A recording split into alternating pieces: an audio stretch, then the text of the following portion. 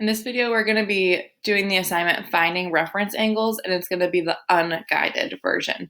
So in the last assignment, we developed the different formulas for finding the different reference angles in each quadrant. So when we're working in quadrant 1 and we want to find the reference angle, it's just going to be the angle that we were given itself, theta. If we're working in quadrant 2 and we want to find the reference angle, we're going to do 180 and subtract theta from it.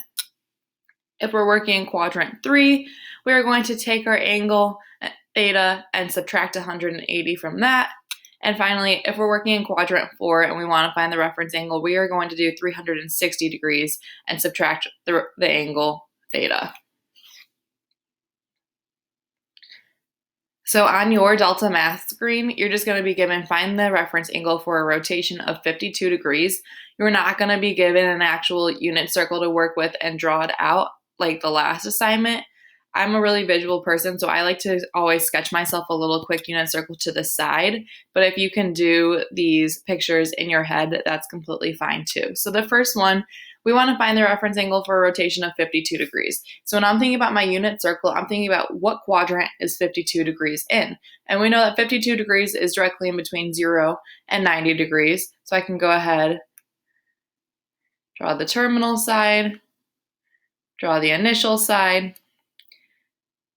So I have my 52 degrees right in here. And we talked about how whenever I'm working in quadrant 1, the angle theta that we're given is actually the reference angle itself. So we can do 52 degrees because the reference angle is taking the terminal side and making the smallest angle with that and the x-axis. So we're going to be right back on top of where we started.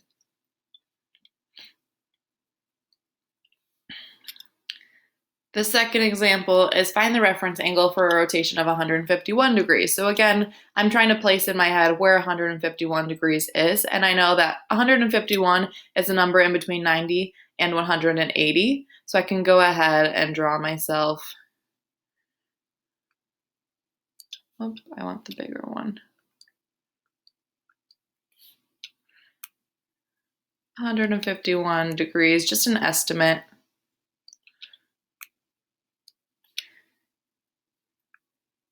Right here, 151 degrees. And we're trying to find the reference angle. So we're going to take that terminal side and we're trying to make the smallest angle with the terminal side and the x-axis. So I'm way closer to this side of the x-axis.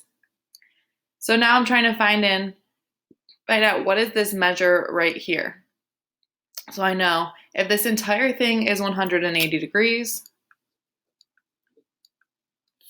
and I want to take away the 151 part,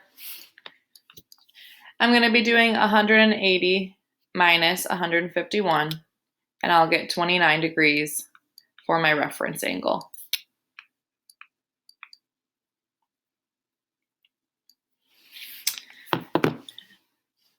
Next example, we're trying to find the reference angle for a rotation of 200 degrees. And I know that 200 degrees is in between 180 and 270. So I can draw that. I need the initial side.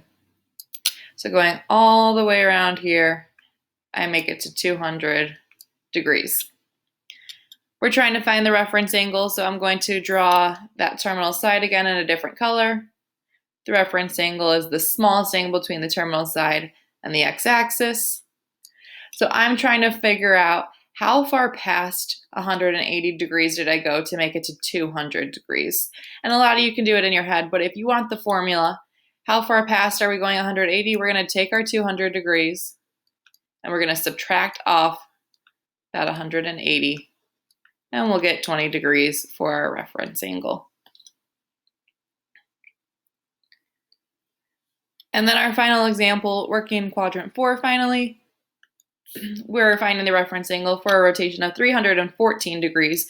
And we know that 314 degrees is right in between 270 and the full rotation of 360.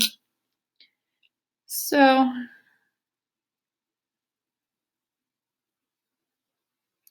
I can make my terminal side with my initial side, noting that I'm going all the way around in the counterclockwise direction, 314 degrees.